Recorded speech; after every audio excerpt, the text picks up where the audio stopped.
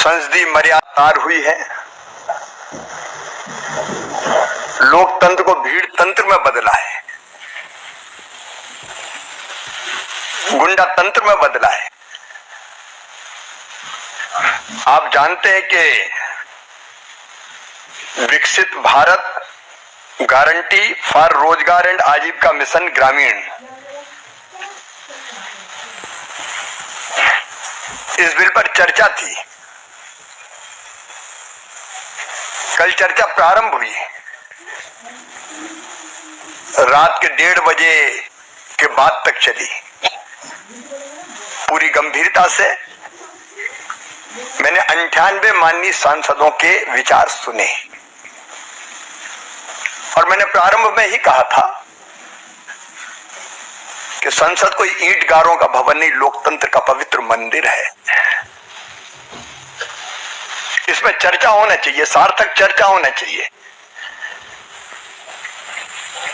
क्योंकि चर्चा ही लोकतंत्र के प्राण है।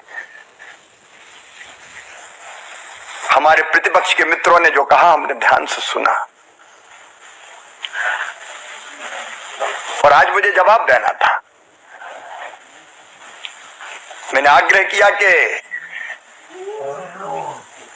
मैं आपके एक एक प्रश्न का उत्तर दूंगा, लेकिन मुझे सुना जाए। लेकिन जैसा अमर्यादित आचरण का प्रदर्शन हुआ, कागज फाड़ के उछाले गए, आसंदी के सामने टेबलों पे चढ़ गए। क्या ये बापू जी के आदर्शों की हत्या नहीं है? अपनी बात कह लो और जब दूसरा बात कहे जवाब दे तो बोलने मत दो। क्या ये अनैतिक नहीं है, अमर्यादित नहीं है? मैं उनके इस कृत्य की घोर निंदा करता हूं। मित्रों, आखिर क्यों व्यथित है वो? ग्रामीण विकास और रोजगार को लेकर एक नहीं अनेकों योजनाएं आई। उनकी श्रृंखला है, 1961-62 से ही ऐसी योजना आ रही है। एक योजना आई, कुछ दिन चली, बदल गई, उसकी जगह दूसरी आई, तीसरी आई। संपूर्ण ग्रामीण रोजगार योजना, उसके बाद जवाहर रोजगार योजना, और उसके बाद मनरेगा आई। तो इसमें क्या कोई पंडित जवाहरलाल नेहरू जी का नाम नहीं रखा तो उनका अपमान हो गया। और मैं ये कहना चाहता हूं कि गरीब कल्याण, और इस योजना में क्या है? विकसित भारत के लिए विकसित गांव, ये मोदी जी का संकल्प है। तो रोजगार और विकसित गांव, विकसित भारत के लिए, जहां रोजगार के लिए पहले 100 दिन की गारंटी थी, अब वो बढ़ा के 125 दिन की गई है और उसके लिए पर्याप्त धनराशि प्रस्तावित है।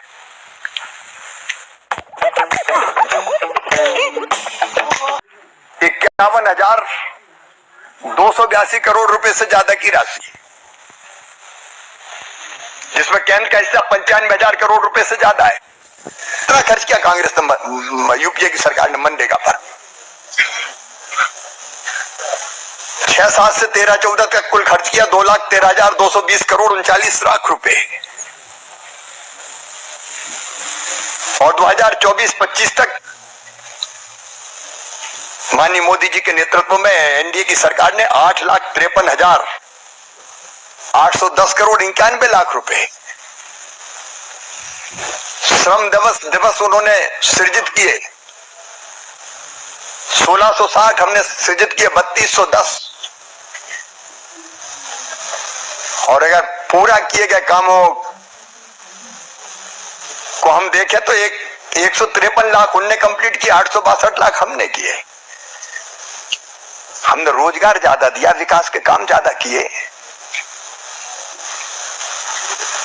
और अब अगर एक कदम बढ़ के और एक योजना बनती है तो उसमें आपत्ति क्या है? क्या केवल एक जगह गड्ढा खोद के मिट्टी फेंक दो फिर दूसरी जगह गड्ढा खोद लो, पैसा भ्रष्टाचार की बलि चढ़ जाए? क्या ये होने देना चाहिए? हमने एक संपूर्ण योजना बनाई जिसमें विकसित गांव का स्वरूप क्या होगा, और गांव का स्वरूप है विकेंद्रित है, गांव के लोग करेंगे, लेकिन गांव में क्या क्या बनेगा? जल संरक्षण के काम जो बहुत जरूरी है, गांव में इंफ्रास्ट्रक्चर, स्कूल हो, स्वास्थ्य केंद्र हो, आंगनवाड़ी का भवन हो, आजीविका के काम हो, सड़कें हो, ड्रेनेज का सिस्टम हो, एक पूरी सूची है। मैं उसके विस्तार में नहीं जा रहा अभी। आजीविका से संबंधित अनेकों गतिविधियों के काम लागू किए गए, और प्राकृतिक आपदा में नुकसान कैसा रोका जाए तो रिटेनिंग वाल से लेकर ड्रेनेज के सिस्टम तक की व्यवस्था इसमें। और एक और सुधार किया,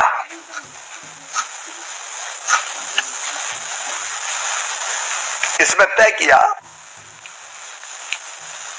कि जो फंड से उसका वितरण न्यायपूर्ण होना चाहिए। अगर किसी पंचायत का सरपंच ज्यादा एक्टिव है, वो ज्यादा धन ले जाता है। कोई कम एक्टिव है तो वहां ज्यादा विकास के काम और रोजगार की आवश्यकता होते हुए भी धन कम जाए। इसलिए तय किया कि एबीसी 3 ग्रेडिंग बन जाए, जो कम विकसित और रोजगार की जरूरत क्या है ऐसी पंचायतें, एवरेज पंचायतें, और जब विकास बहुत हुआ है और रोजगार की जरूरत कम है वैसी पंचायतें। और इस ग्रेडिंग के आधार पर धन का वितरण हो। इसमें किसको आपत्ति हो सकती है? क्या आपत्ति है? बेरोजगारी भत्ता देने के प्रावधान को और पुख्ता किया गया, और यह भी कहा गया कि 15 दिन के अंदर अगर मजदूरी नहीं मिलती तो 0.05% फिर अतिरिक्त रोज देना पड़ेगा देर से मजदूरी देने के लिए। कमजोर वर्गों का विशेष रूप से ध्यान रखा गया। अनुसूचित जाति, जनजाति, अन्य कमजोर वर्ग, दिव्यांग, बुजुर्ग। इसमें दिव्यांग, बुजुर्ग, उनके अलग गारंटी कार्ड बनेंगे, रोजगार गारंटी कार्ड अलग रंग के। उनको कम काम पर भी ज्यादा मजदूरी मिलेगी। अब मुझे समझ में नहीं आता कि मानवीय दृष्टि से जिन चीजों का ध्यान रखा गया है उसमें भी तकलीफ। जब यूपीए की सरकार थी तब शरद पवार जी कृषि मंत्री थे। उनने, और जब इस बिल पर पहले मनरेगा वाले पर चर्चा हुई थी, नरेगा पर, तब रघुवंश बाबू ने भी इसको रेखांकित किया था कि कृषि के कार्य प्रभावित ना हो जाएं, उसके लिए भी ध्यान देना चाहिए। शरद पवार जी ने भी चिंता व्यक्त की। 86% किसान हमारे लघु हैं, सीमांत हैं। अभी मैकेनाइजेशन नहीं हो पाया कि वो कृषि के कामों को मशीन से कर ले। तब खेती में भी रोजगार के अवसर पैदा होते हैं। तो वैसे समय के लिए अगर 60 दिन जो राज्य सरकार तय करे,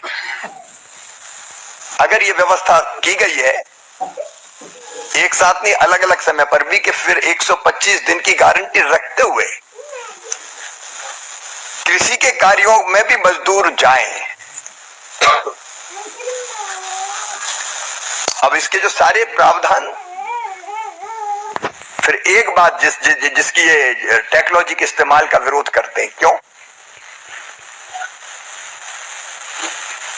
क्या पैसा भ्रष्टाचार की बलि चढ़ने दिया जाए? एक काम बार बार कई बार हो जाते थे, एक बार मिट्टी खुदी, दूसरी बार डाल दी, तीसरी बार डाल दी। पीएम गति शक्ति को जोड़ के ये कोशिश की गई है कि काम का डुप्लीकेशन ना हो। जहां काम हो रहा वो जगह ठीक है कि नहीं ये देख ले, नहीं तो एक बार पता चला कि बांध बनाने की, स्टॉप डैम बनाने की योजना बन गई, वहां पानी रुक ही नहीं सकता। तो पीएम गति शक्ति से जोड़ के आवश्यकता और उपयोगिता और टेक्नोलॉजी का इस्तेमाल करके दुरुपयोग को रोकने की कोशिश। एक और तथ्य, प्रशासनिक व्यय बढ़ा के 6% से 9% किया गया। इसमें लगभग 13,000 करोड़ रुपया प्रशासनिक व्यवस्थाओं को, ताकि रोजगार सहायक को वेतन ढंग से मिल सके,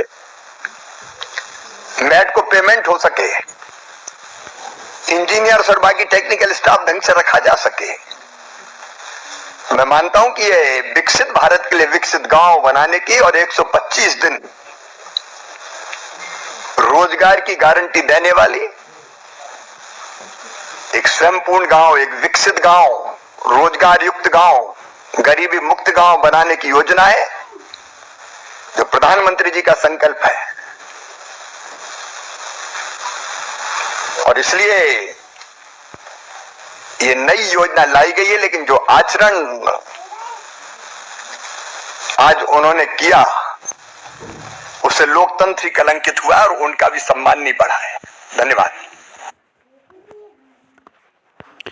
तो आप लोग यहाँ पर देख सकते हैं शिवराज सिंह चौहान जी के द्वारा यहाँ पर आप सभी के लिए लेटेस्ट अपडेट आ गया है।